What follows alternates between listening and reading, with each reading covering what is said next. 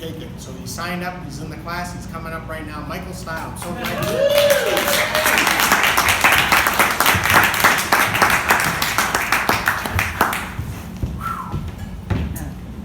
Alright, so when we blew a tire outside of a bore, I was actually kind of happy about it.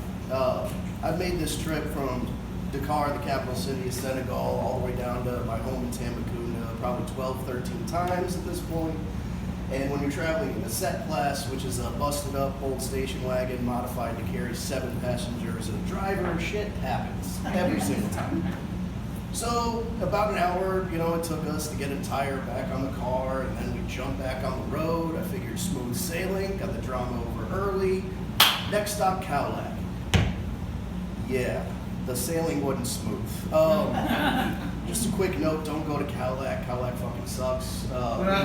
We had to stop in Cowlack because it's the last gendarme checkpoint before Tambacounda. And when our car stopped and the gendarmes asked our driver for his license, turned out he didn't have one. So, yeah, it was kind of funny. I remember being super impressed that he'd actually made it that far without a license more than anything else. It did take the guy about an hour, hour and a half to negotiate his bribe down to a point where we could get back on the road. And when we got back on the road, the tone had changed a little bit. He was kind of pissed.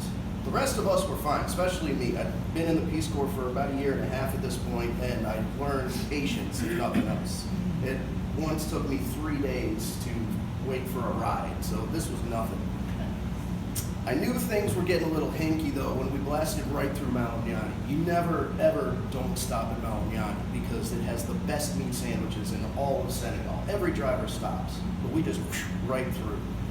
And then we started pulling up on what I've always called the slow zone, which is a stretch of road about 50 miles where you can't really call it a road anymore. The only like real function the material of the road serves is to delineate the borders between the big ass potholes. So every driver slows way down and you kind of sedately like bob and weave for about 50 miles, and it sucks, but it's what you do. You have to get where you're going. Yeah, our unlicensed Evel Knievel dipshit motherfucker of the driver just went for it. He was trying to get to Tamba so that he could pick up more passengers and then bus back up to the car so he could make his nut that day, especially after having to pay the bribe to the gendarmes. And he just thought he was invincible, and he was wrong. We got about 50 yards through this stretch of road, and it was kind of like being in like an old-ass wooden roller coaster that's just about to break. That's kind of what it felt like. We're all shaking around, slamming into the walls, screaming at each other, screaming at the driver.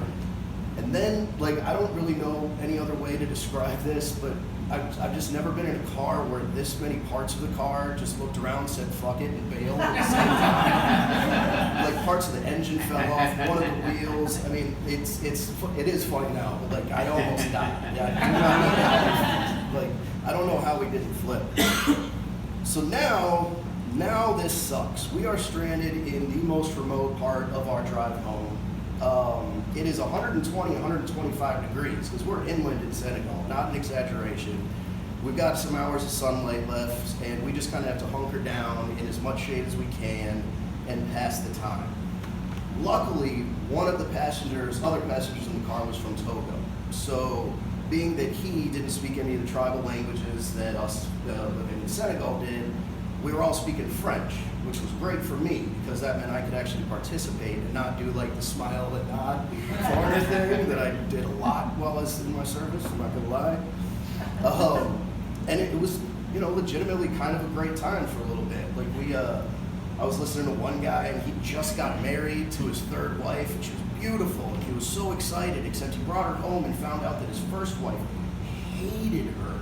And now he was gonna have to buy his new third wife a new house to keep the peace in the house. And then his buddy started giving him shit and being like, oh, what about when your second wife finds out? And he's like, oh my God, I'm gonna buy her so many presents and blah, blah, blah. And his buddy's like, oh, you'll probably have to buy her so many presents, it's gonna be more expensive than a third house. And he's like, I can't afford a third house. And then not thinking, I'm like, well then you can't afford a third wife. And everybody's like, was a nice moment for me.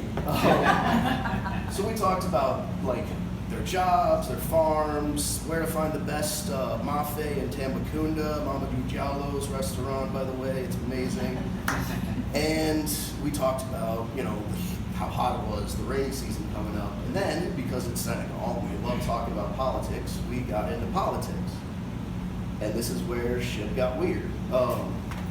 Two of the guys were really anti-Wad. It had just come out that day that President Abdoulaye Wade, who's the democratically elected president, was trying to extend his term from 6 years to 9 years. And he was also trying to set up his son to be the next president. And everybody agreed his son was a total thief and really more Tubaab than African. And they were not happy with this.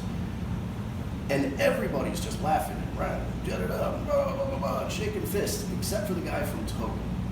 The guy from Togo, who's been having a great time up to this point, is now dead silent, and he looks terrified. His eyes are wide open, he's shaking, hunched over, tensed up, and he looked like a cornered animal. Like he looked like he was just gonna jump up and run into the bush, and I remember thinking, I hope he doesn't do that. It's kind of dangerous around there. And lo and behold, he jumps up and he starts screaming, freaking out at us. Blah, blah, blah. How could you talk about the president this way? Oh my God, spécialement avec le Tubaab là, spécialement avec le Tubaab là. He's pointing at me, saying, especially with the Tubaab here. I'm like, what the fuck is going on? And they finally pick him up and they drag him and they sit him down and they calm him down. And I'm just sitting there stunned. And not like slowly, not creepingly, like that. Everything clicked into place and my view of the world completely changed. Senegal, this country that had seemed very large and had become my home and I was very comfortable in, was suddenly very small, and I never felt more far away from home than I ever had in my life. And I not ever felt like truly scared there, and suddenly I did. Because I realized this guy from Togo, which geographically is not that far from Senegal, is not a democracy like Senegal. In Senegal, we can talk about politics. In Togo, if this guy's caught talking and having this conversation, it's a really good chance that he is going to be yanked out of his house, thrown in jail, flat out killed, or just tortured so they can find more dissidents. And it was a very valid assumption of his to make that we were setting him up so that he would say something bad, so when we got to Tamba, we could turn him into fucking gendarmes and get some money back. When people ask me about what it was like to serve in the Peace Corps, I never really know what to tell them, so I have a stock answer. I say 50% of the time sucked, 30% of the time was collectively the worst experiences of my life, and like 20% of the time made it all worth it. And it's a hard answer to give because I feel like when I say that 20%, it sounds like it was really fun. It was such a great time that, woo, it made all the crappy parts great, but it wasn't that. That 20% is like what made me me. You learn a lot of things about yourself and about the world. Like, for instance, the most important lesson I ever learned was like, it is completely fucking useless to try and make an impact on the world at large. But you can make an impact on every room you go into. And even more, I learned that day that we think about all these unalienable rights that we have that are like static and we have from birth, and that shit doesn't exist. We have circumstances in which we grew up, and those can all change very quickly. I don't know, this one day, that one little moment, and all these moments made me a completely different person than what I was when I went to the Peace Corps. And this had happened probably 1,000 times in those past 2 years. I got finally down to Tamba. I said goodbye to these 7 men who had been in one of the most formative experiences of my life, and then I